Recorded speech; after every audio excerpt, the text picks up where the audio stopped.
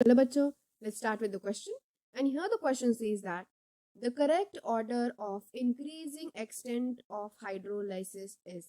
तो यहाँ पे हमें हाइड्रोलाइसिस का एक करेक्ट ऑर्डर बताना है, हाइड्रोलाइसिस का एक्सटेंट यानी कि इंक्रीजिंग ऑर्डर बताना है हमें. So what we will do, let's see. यहाँ पे जो हमें दिए गए मॉलिक्यूल्स हैं वो मॉलिक्यूल्स कौन कौन से हैं? CCl4, MgCl2, AlCl3, SiCl4 and PCl5. Fine. तो आउट ऑफ दैट जो CCl4 मॉलिक्यूल है ना, बेसिकली CCl4 में जो कार्बन एटम यहाँ पे प्रेजेंट है, या फिर हम जो सेंट्रल एटम कह सकते हैं कार्बन, तो कार्बन में कार्बन डज नॉट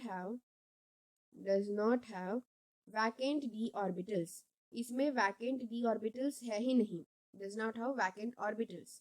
तो अगर इसमें वैकेंट ऑर्बिटल्स ही नहीं होंगे तो ऑब्वियसली ये हाइड्रोलिसिस में पार्टिसिपेट सबसे लोएस्ट करेगा या फिर करेगा ही नहीं. इसलिए CCl4 सबसे एंड में होगा यहाँ पे जो भी होगा.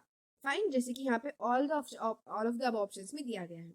नाउ जब हम रिमेनिंग ऑप्शंस की बात करेंगे तो रिमेनिंग ऑप्शंस में एक बात ध्यान रखना बहुत जरूरी है कि जो सेंट्रल एटम है, सेंट्रल एटम, उस सेंट्रल एटम को कितने मॉलिक्यूल्स अटैच है, कितने मॉलिक्यूल अटैच है उस पर डिपेंड रहता है हाइड्रोलिसिस. अगर मोर नंबर ऑफ मॉलिक्यूल्स अटैच होंगे, ज्यादा नंबर ऑफ मॉलिक्यूल्स अटैच होंगे, तो ऑब्वियसली जितना ज्यादा मॉलिक्यूल अटैच होंगे उतना वो बॉन्ड कैसा होगा? वीकन होता जाएगा, क्योंकि एनर्जी स्प्रेड होती जाएगी. एक बॉन्ड अगर सेंट्रल एटम सिर्फ एक ही मॉलिक्यूल के साथ अटैच है तो एक बॉन्ड, लेकिन अगर और दो तीन नौ के साथ अटैच है तो ऑब्वियसली एनर्जी ज्यादा स्प्रेड आउट होगी. तो इसलिए बॉन्ड कैसे होंगे? ज्यादा वीक होंगे. लेकिन अगर सिर्फ एक ही बॉन्ड होगा तो वो स्ट्रांग होगा.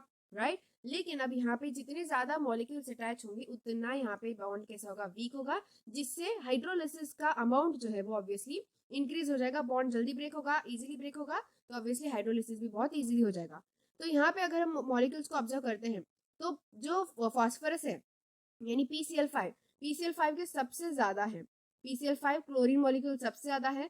उसके बाद कम है SiCl4 जहाँ पे 4 क्लोरीन मॉलिक्यूल्स है. फिर उसके बाद AlCl3 जहाँ पे 3 क्लोरीन मॉलिक्यूल्स. फिर MgCl2 जहाँ पे सिर्फ 2 क्लोरीन मॉलिक्यूल्स है. एंड द लास्ट, जैसे कि हमने CCl4 डिस्कस किया था, क्योंकि CCl4 में तो ऑब्वियसली होगा ही नहीं, वैकेंट ऑर्बिटल्स है ही नहीं इस वजह से. तो जैसे कि हमने यहाँ पे ऑर्डर अरेंज कर लिया है, तो बेसिकली ऑप्शन नंबर ए में जो दिया गया ऑर्डर था वही एकदम परफेक्ट एंड सही है, क्योंकि जितने मॉलिक्यूल सेंट्रल एटम से अटैच होंगे उतना इजीली हाइड्रोलिसिस भी, या फिर हम कह सकते हैं H2O का अटैक बहुत ईजी होगा. So that's why option number A will be the correct answer for this given question. So I hope you got the answer very well. Thank you and all the best.